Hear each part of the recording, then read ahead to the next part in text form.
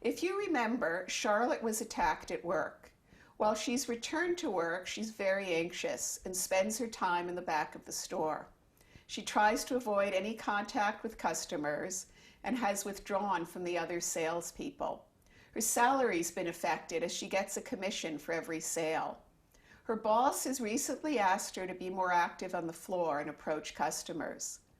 I thought it would be helpful to look at Charlotte's specific predictions of what would happen if she was on the floor more and approached customers.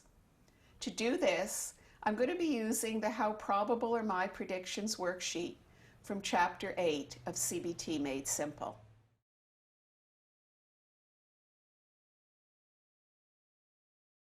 So Charlotte, I'm wondering what the main issue is that you'd like to focus on today.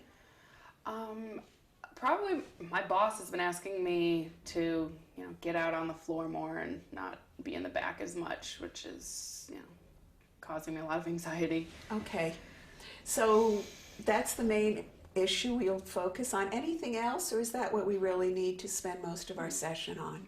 Yeah, I think that's what we should work on today. That's the big one? Yeah. Okay. What I think would be helpful is if we took a look at what are some of the worries you have of what will happen when you do go out on the floor. Because, you've mentioned that a couple of times.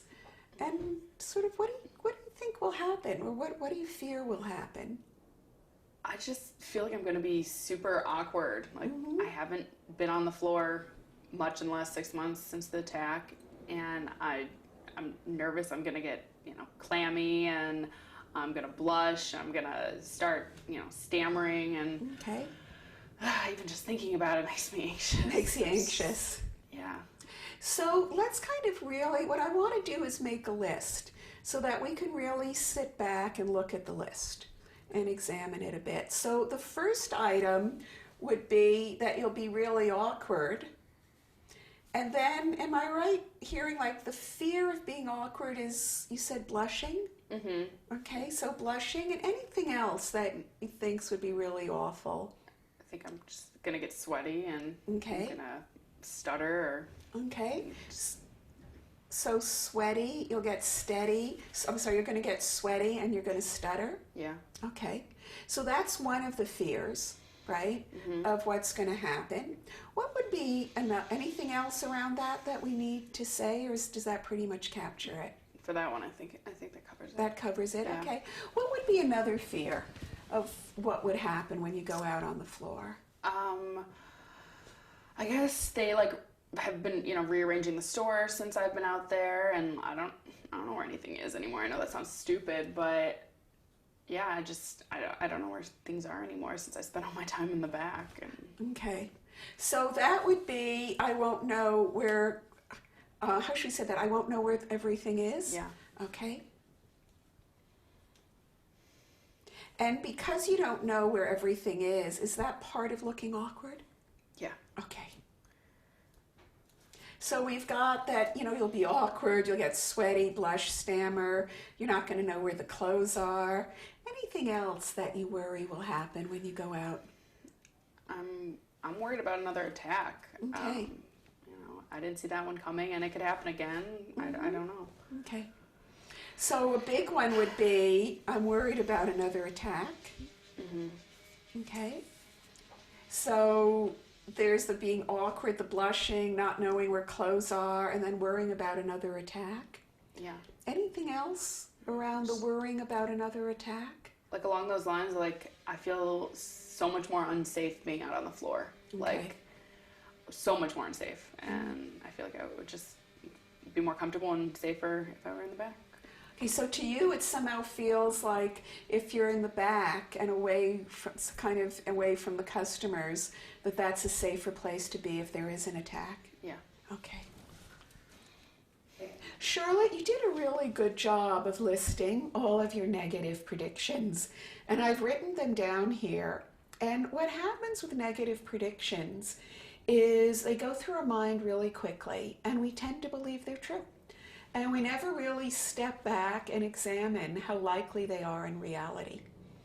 And what I'd like to do is I wrote all of yours down on the How Probable Are My Predictions worksheet. And I want to go down and first of all, just give a percentage of how likely you think they are. And then for each one, we're going to look at the evidence that supports them. And then we're going to look at the evidence that doesn't support. So let's take the first one. I'll be awkward with customers. I'm going to blush, stammer, get sweaty. What do you think is the probability that that will happen? Maybe like 80%. Okay, so pretty likely. Okay, and what about not knowing where the clothes have been lately and that making you look really awkward? I think it's about the same, probably 82. Probably 80, okay. And what about that there's going to be another attack? I'm really nervous about that. So Really it's nervous. like 90. 90, Yeah. like that feels like if you're out there, that's pretty certain. Yeah. And what about that you're safer in the back? 92. 92? Okay. So what we've got now is what feels to you like the likelihood. Let's take a look at the evidence and let's go one by one. So what makes you think that you're going to be awkward with customers when you go out, that you'll get sweaty, that you'll blush, that you'll stammer? I don't know. I just get this feeling. I don't. There's nothing really to support it. I just feel like that's what's going to happen. Okay.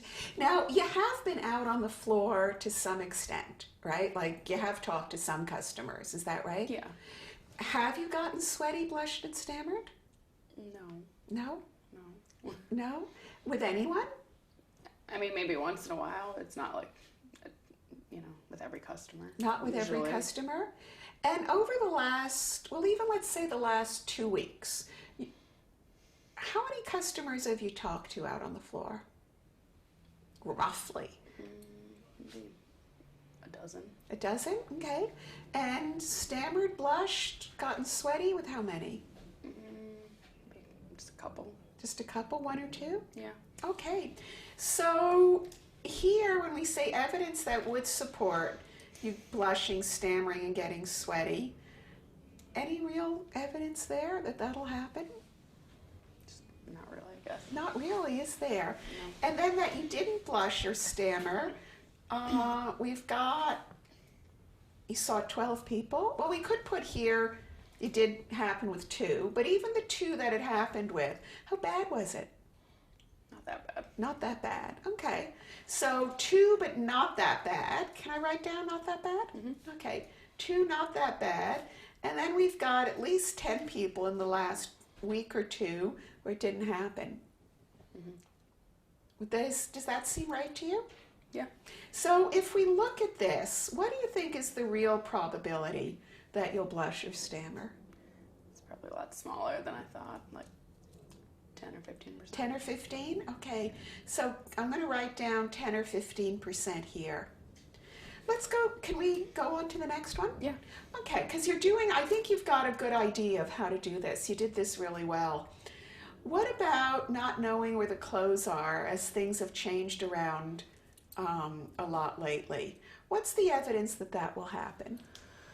I mean, I guess things probably haven't changed that much, and we did it. The store changed in the past, and you just kind of have to learn where all the new stuff is. And, Yeah. it doesn't take that much effort. Okay. So, when things have changed in the past, what have you done? I just talk to my colleagues or my owner, and they'll update me on where things They'll are. update you. And in the past, when you've had to say, I don't know where the shirts have gone or whatever, has it been awkward? Has it been terrible? Or what's it been like? No, it hasn't been awkward. It hasn't been awkward. So when we look at the evidence that you're not going to know where things have been and sort of asking is going to make you look really awkward, any evidence that that will happen? Not really. Not really, eh? And what about evidence that it won't happen? Not really. Yeah, like could we put here that you've asked in the past and it's been okay? Or how could we capture it? Like, I can ask, or what could we say that would sort of capture the evidence that not knowing where things are won't be so terrible? Yeah, that I can ask someone. I can ask someone, okay. So what about when we really take a look at your prediction that not knowing where the clothes will be will sort of make you look really, really awkward? How realistic is that? Not very Not realistic. very. So again, where could we put as a percentage of Probably 10. 10? Okay. So 10%. Okay. What about there'll be another attack? Because this is, I think, one of the big one.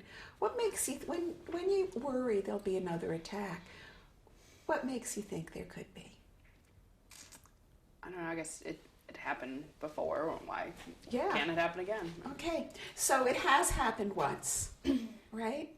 I'm going to write that. If I said happened once, is that right? Yeah. Okay. Any other evidence that makes you think there could be another attack? Really? Okay.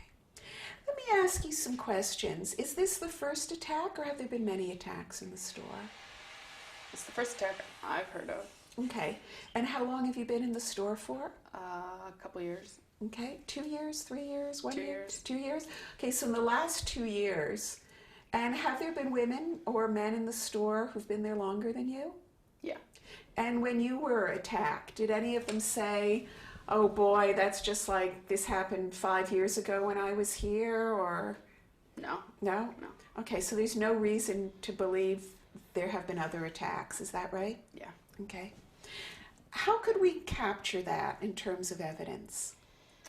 I guess that, it's a generally safe area and, it Okay. hasn't happened Okay. before to our store.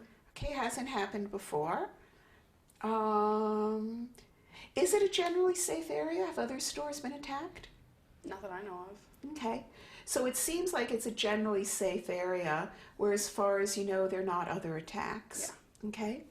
And as far as you know, it hasn't happened before. Mm-hmm. We know for sure in the last 2 years, and some kind of softer data, that it hadn't happened earlier.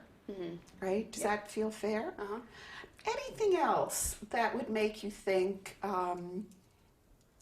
the store is safe and unlikely to get attacked again? Well, my boss did just put in new, cameras, Okay. so I guess that makes me feel a little safer. A little safer, that would be a deterrent. Yeah. Okay. So when we look at all of this, right, that it has happened, right? Mm-hmm. But it doesn't happen regularly. You're in a safe area. You do have cameras. How would you re-rate, or what would you think would be the probability of it occurring? Probably 10. 10? Yeah. Okay. Do you think that's good? I'm worried you're being too easy on yourself. 2? You think so? I mean, 10% is great, but I think it's important that we're really, that you're really honest here around. All right, so What is it when you look at all of this?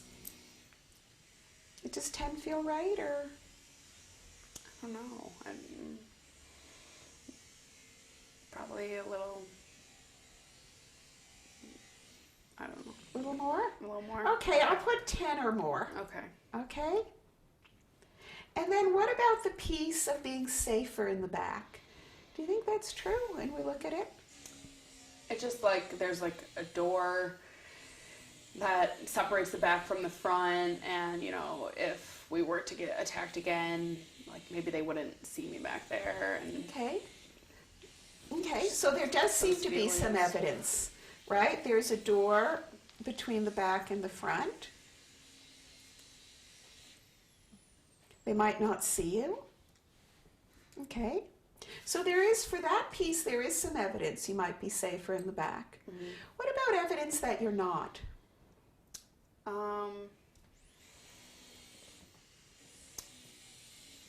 don't know. You don't know? No. Okay, so that might actually be true. I'm wondering, are there any doors from the outside to the back? Yeah. So if you were attacked, I hear this time someone came in the front door. Yeah. Could someone come in the back door? Yeah. Okay, they could. So what does that leave you thinking? That's not as safe in the back as It's I not thought as it safe in was. the back as you thought. Okay, that it could also happen, that it is possible, right? Yeah. That it is possible to also get attacked from the back. And so if you start thinking, again, looking at re-rate the probability, where would you put the probability that, what you really need to do to stay safe is be in the back? Maybe about a 50. About a 50? Yeah. Okay, so we'll put that at a 50. Charlotte, you did a good job of doing this. When we take a look at all of this and we see what's happened to your probability ratings, where does that leave you in terms of thinking about going back out onto the floor? I have a lot more, hope that it's, faith that it's going to work out. I mean, That it could work I out? think I'm maybe exaggerating my, feelings or what could happen versus, what will happen. What will happen? Okay, so it kind of gives you, it sounds like it adds a factor to thinking this is really something I could do. Yeah. Okay, great. Yeah. I'm going to give you this sheet to take home with you Okay. because I think the kinds of negative predictions you have are like habits, right? We tend to fall into them and we don't really step back and look at them, and it can be hard to remember the evidence against them. And I think it would be helpful in the morning before you go to work to just spend a moment looking over this and asking yourself realistically, how likely are my negative predictions? Okay. Okay? Try that. Okay, great. One of the things that happens in therapy is you often have to make quick clinical decisions. And you just have to go with, at that moment, what you think is the best choice. There were two places in this role play where I thought I had to make a quick decision. The first was when Charlotte said her prediction of how likelihood the assault was at 10%. I thought she was being compliant. My gut said to me she was being compliant, and that given that she was at 90% before, I was concerned this wasn't a real prediction, that she was more in the 40 to 50%. So I kind of tried to make sure she had the space to say, well, it's not at 10%, but really at 40 or 50%. But she didn't. She kept saying 10%, so I just sort of left it at that and moved on. The second place I had to make a clinical decision was I was really quite torn about what to do with her feeling it was safer to be in the back. There's a good chance it is safer to be in the back, especially as the assault happened when the person walked through the front door. On the other hand, there is a door to the back of the store, and she certainly could be attacked in the back, and you don't know what an attack will happen and when it will happen. Where I was conflicted is I didn't want her to start feeling unsafe everywhere in the store. So I didn't want to take away the one place she felt more comfortable, but I didn't want that to be a safe place and the rest of the store dangerous. So I went with looking at was it really so safe, but I did have a bit of misgivings about what I did and hoped it was the right decision.